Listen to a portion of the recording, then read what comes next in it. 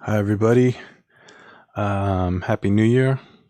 Good to be with you all on this day. I hope it started off well and peaceful, and I hope everybody's in a good place to begin a fresh, a fresh start on things. Sometimes it's really it's really good for us to just have a mental garbage day, I guess, where you can take out the garbage and it will get picked up and carried out of your life. And sometimes we need special days to celebrate that or to remind us to do that. And today is one of those days.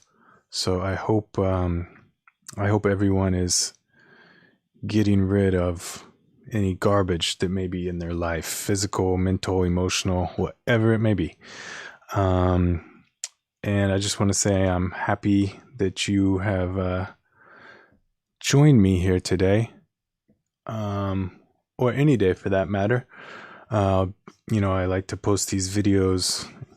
I like to post these live streams as videos after I'm completed with them. And if anybody has any questions or any comments or anything, drop it in the live chat or in the comments section, and then I will get back with you. So this, I want to begin a new topic today, and the topic is going to be the harmonic series. Something I've talked about in previous videos, but I kind of want to maybe take a deeper dive throughout the shoot. One of my monitors just went off. Sorry. I kind of want to take a deeper dive and see what's there, see what's available to us, and just kind of do some exploring. So let's strap on our scuba gear and dive underwater. All right, cool. Monitors are back. So the first thing I kind of wanted to talk about was just what the heck the harmonic series is. And it is basically, it's something that occurs throughout nature, and it is, it also exists in sound and how we perceive and hear sound. So I thought it'd be kind of cool to show you all visually. And let's go right over here. And so, shoot, sorry, my screens are not all aligned. So give me just a second. Okay, all good. So basically, what I was saying was that the harmonic series is it's partially responsible for how we interpret sounds and hear sounds. And by that I mean, when you hear a sound, let's say you hear a I was kind of messing around here earlier, trying to come across good sounds. But this is just this is a sampled piano sound. So not a real piano, but a sample of a piano. All right, so your ears hear that and you recognize that as, that's a piano. Somebody's playing a piano. Even if it's not a real one, this sample is reasonable enough to where the average person can probably recognize that as a piano. And part of what we use to identify, part of what helps us identify what's making this sound is the harmonic series, like I was saying. So if we just hit one note, which is a little misleading in and of itself already, but if we just hit one note, I'm going to enlarge my equalizer here. You see all these spikes or peaks? These are all additional notes that are found within this single note of a piano. So I sometimes the nomenclature or the words trip us up, and they just tripped me up. So I'm going to refer to this. This is a complex tone, because even though it's just one quote unquote note, there's many tones within this note. So a complex tone here has many simple tones. A simple tone is just one single tone. Let me break it down a little bit into. I've got a keyboard pulled up here, and it's set to sine waves. And sine waves are the most basic wave that there is. There's just right there. There's just one single tone in this sine wave. Does that make sense? Versus what we had with the piano, you had a bunch of other information, a bunch of other peaks, a bunch of other spikes. But this sine wave is a simple tone, meaning this is all that there is. There's nothing else in here. No other additional tones. And the order that these additional tones, that these additional simple tones from our piano take is constant, and that is based on the harmonic series. So maybe I'll show you again here. Again, this is the piano, same quote unquote note. There's the tone, and all these other tones are a part of it, and they give it its sound. So let's break this down into a series of simple tones, our harmonic series. So there is our first sine wave, and this is a constant in nature. After our first tone, our first simple tone, which we call the fundamental, we move up an octave. So,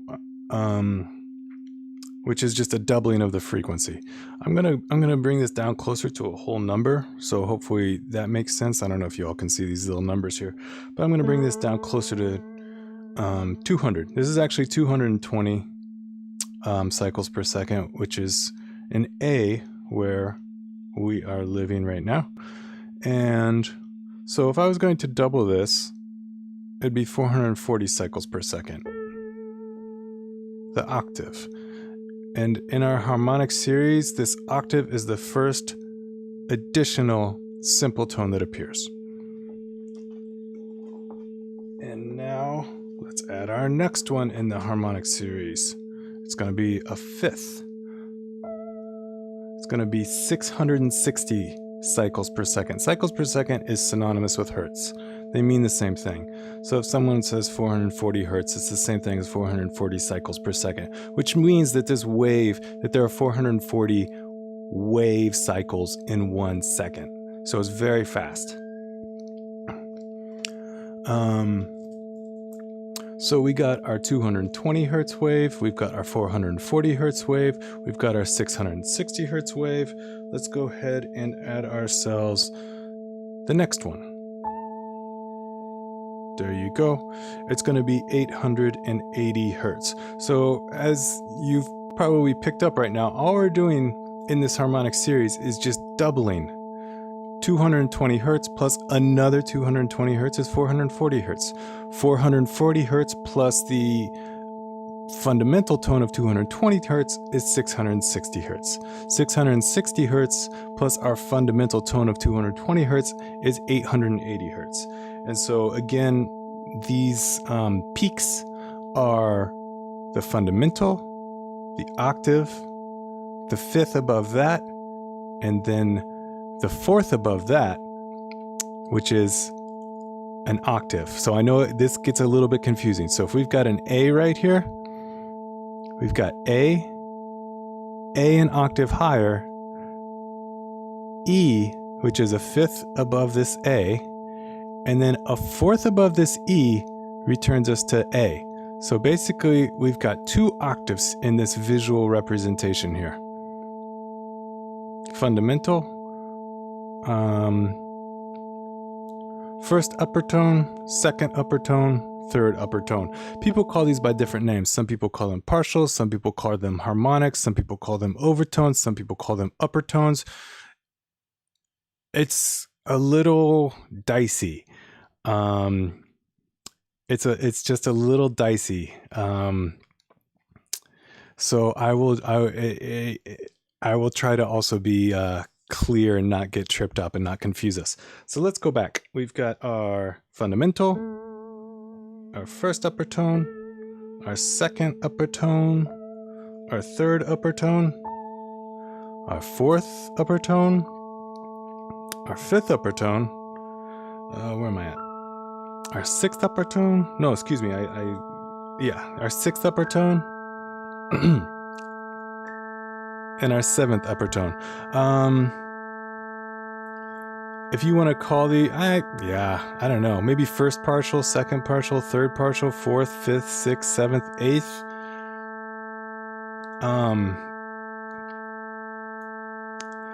But this is what it looks like. Let me turn this down a little bit. It could be, I hope it's not too loud for you all. So how we play with these tones, excuse me, how we manipulate these tones influences how sound is, how we are interpreting sound. So for example, I could take out one of these tones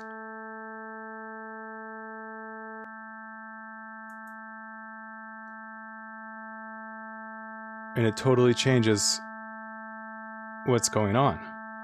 Could move this around.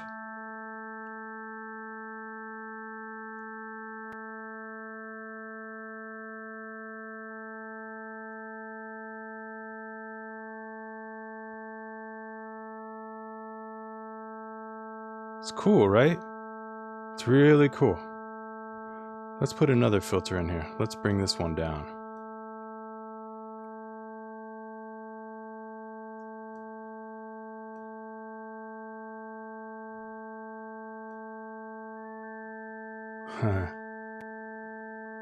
So if you're playing with a synthesizer or an EQ like I'm doing here, what we're doing is filtering. We're filtering out tones. And usually we do it in the context of a larger, in a larger context, excuse me, as opposed to just a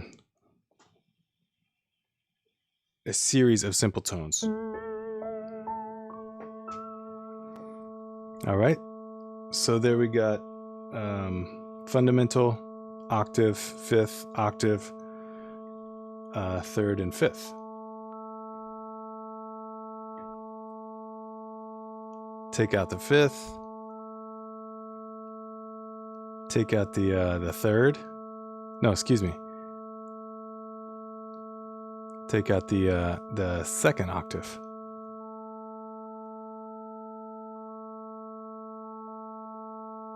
Or you could even take out the fundamental.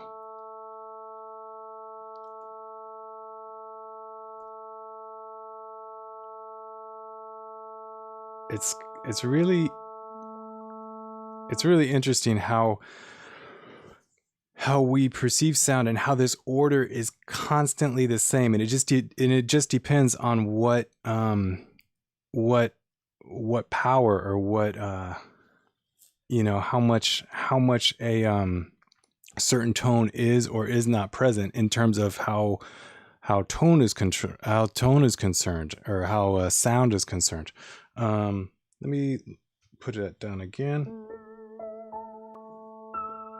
Okay, so let's get a different filter in here. Oh, shoot. There we go. No. Peak. Cool. And let's bring this down. And so you could also just kind of like filter them out slowly. Like, you don't have to get rid of the entire tone. You could just reduce it.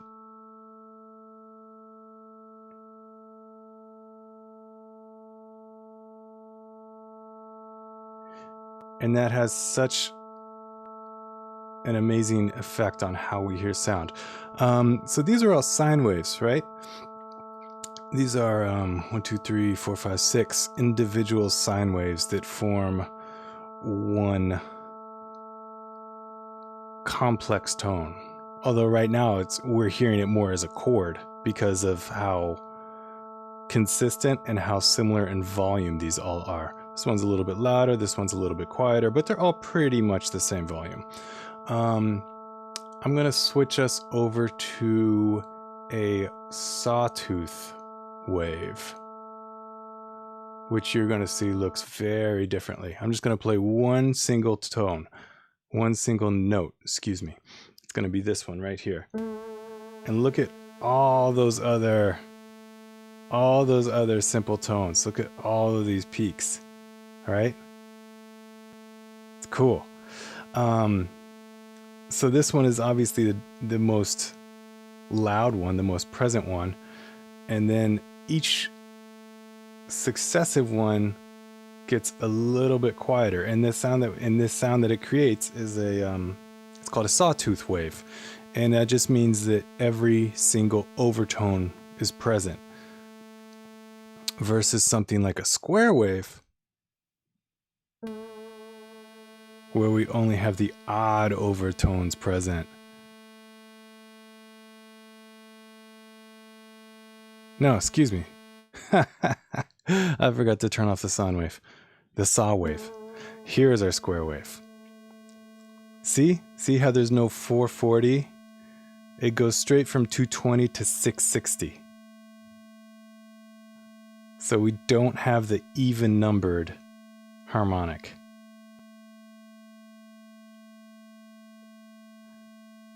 And then so another common one is sorry. I get it ahead of myself all the time. So square wave is all odd. Another really common wave that is all odd but has a different decay for these is called a triangle wave. Check it out. It's a much faster decay. The slope is much steeper here. See that slope versus the square slope. See? It's a much gradual slope on the square wave, but they both are only the odd numbers in our harmonic series. If you want to count this as 1, 2 is gone, 3, 5, 7, 9. All right. Let's go back to our sine wave.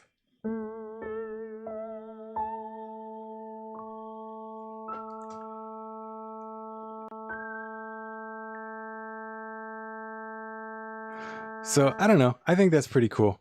To be able to see what you're hearing. These are frequencies. I think that's pretty cool. Oh shoot, where did this go? And I hope you all think that's cool too. That helped me out a lot in terms of understanding music. I kind of wish it was something that I had learned earlier, but I'm glad I learned it now. Just in terms of it helps me in terms of how intervals relate to each other. The octave right there, just a doubling of frequency. And in a lot of instruments, if you're dealing with instruments in the acoustic realm especially, you're going to have the octave contained in here. And what other what other tones are in there to color it is also really informative. I hope that made sense. Maria, Happy New Year to you as well. I hope you had a great one. I hope it's peaceful, and I hope it's peaceful and productive, and everything that you are hoping for in 2021, I hope you receive. So I think I'm probably going to call it now. I've probably rambled on way too long. Yep, I have. I tried to keep this under 10 minutes. That didn't happen. I hope you liked this. If you got any questions, let me know. I am available for lessons if you want to talk about this, if you want to talk about something else, whatever you want to talk about. I've been doing music for decades, so I could probably help you out. Hit me up. We'll talk about what you want to do, and we'll go from there. If you don't like the lessons or the sessions that you're getting, I'll give you your money back. No problem. Money back guarantee. You got nothing to lose. So reach out. I would love to help you take your music to the next level. All right. I'll see you on next Friday at 2 p.m. Eastern time, and we will talk more about the harmonic series. Probably talk about the tuning system that is implied, or it's not implied, it's stated. The tuning system that is given to us via the harmonic series. All right. Talk to you all later. Have a great rest of your day.